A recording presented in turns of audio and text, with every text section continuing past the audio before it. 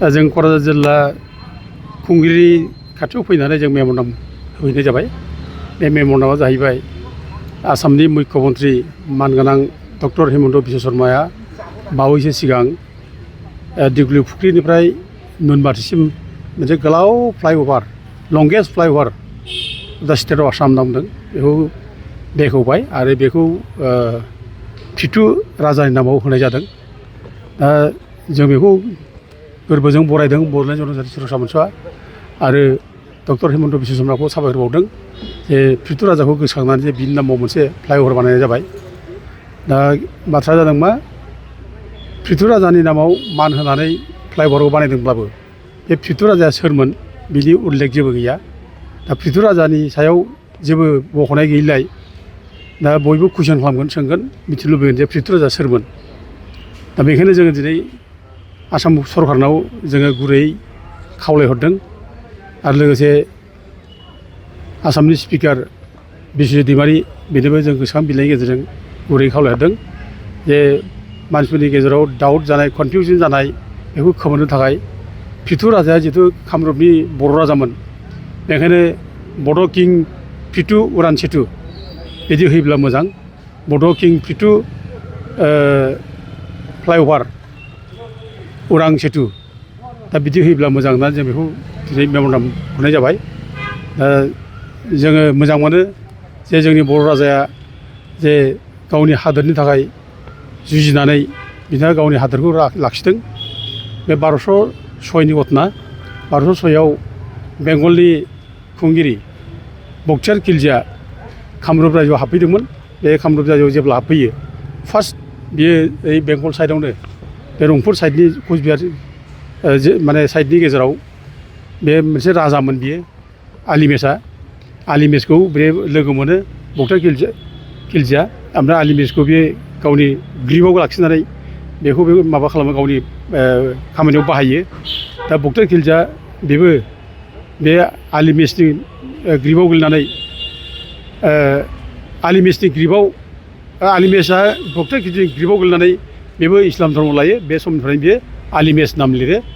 दा आलिमेसआनो बक्सियार खिलजिखौ बुरलुंबुथुर दैसिम दोनबोदों आरो बे माबासिम मा होनो बै गुवाहाटि बिसिम दोनबोदों होननानै बुंदों आरो बिनि रक इनस्क्रिपसनाबो दङ।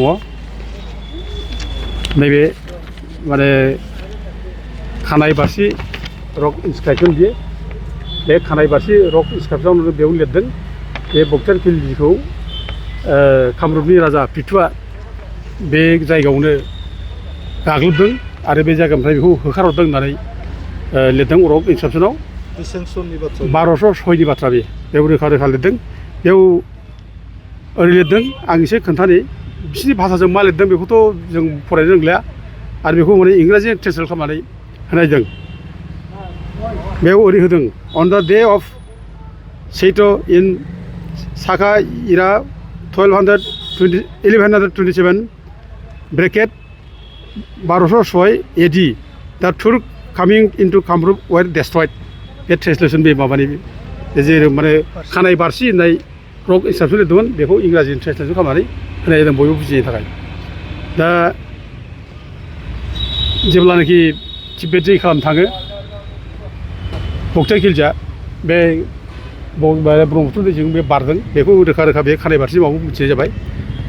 जेब्ला फैफिननाय सम जायो बक्सियार खिलजिखौ पिटु राजाया लामायाव जमनानै बिनि गासिबो जायनाखि माने सैन्यनि जाय थानाय जानाय बेबस्था दंमोन दै लोंनाय बेबस्था दंमोन बेखौ सेस बोखारजोबदों आरो लामायाव फैफिननाय लामायाव जायफ्रा बर'फोर मानसि दंमोन बे बर' मानसिफोरखौबो सेफ साइडआव लांनानै बे गाग्लोबदों। ओमफ्राय जेब्ला गाग्लोबजायो बक्सियार खिलजिया खारनो लामा नागिरना मोनाखै ओंखायनो बे मोनायाव बे मोनसे जायगायाव थादों आइडल टेम्पोल होनना बुंदों मोनायाव थादों आरो इतिमध्य बिनि जायनाखि ब्रह्मपुत्र बारनायनि जायनाखि दालां दंमोन बे हिउमेन ब्रिज होनना बुंदों हिउमेन ब्रिज बे दालांखौबो कामरुपनि राजा पिटुआ बुफायनानै दोनबायमोन आरो बे दालांखौ नेनो थाखाय सानै आमिर गालांदोंमोन। बक्सियार खिलजिया बे आमिरफोरखौ बुथारदों ओंखायनो बे फैनानै ब्रह्मपुत्र दैखौ बारनो हायाखै। बेखायनो ब्रह्मपुत्र दैखौ बारनो थाखाय मोनसे माने बट बानायनो नागिरदोंमोन बेयो औवानि हयथ' माबा मोनसे बानायनो नागिरदोंमोन दा बे समाव बे मोनायाव गाग्लोबजावदों आरो जेब्ला मोनायाव गाग्लोबजायो बक्सार गिर्जाया उफाय गैयिनि बे ब्रह्मपुत्र दैयाव बारसोमो आरो ब्रह्मपुत्र दैयाव बारसोमनानै बे खुनुरुखुम बे गावजों 10,000 सैन्य फैफादोंमोन गराइनि सैन्य हर्समेन होनना बुङो 10,000 हर्समेन बे फैदोंमोन दा बिसोर गासिबो गाग्लोबजानानै थैजोबदों माथ्र 100 जनल' सैन्य बे बारग'नो हादों ओमफ्राय 100 जन सैन्यखौ लानानै गावनि जिबौ होनानै खारखोमादों दा बाथ्राया बेनो बक्सार खिलजिया एथ' गोहोगोरा बे सेनापतिमोन बियो दा गावखौनो सेल्फ डिक्लेयार किंबो होननानै लादों बे बेंगलनि दा बियो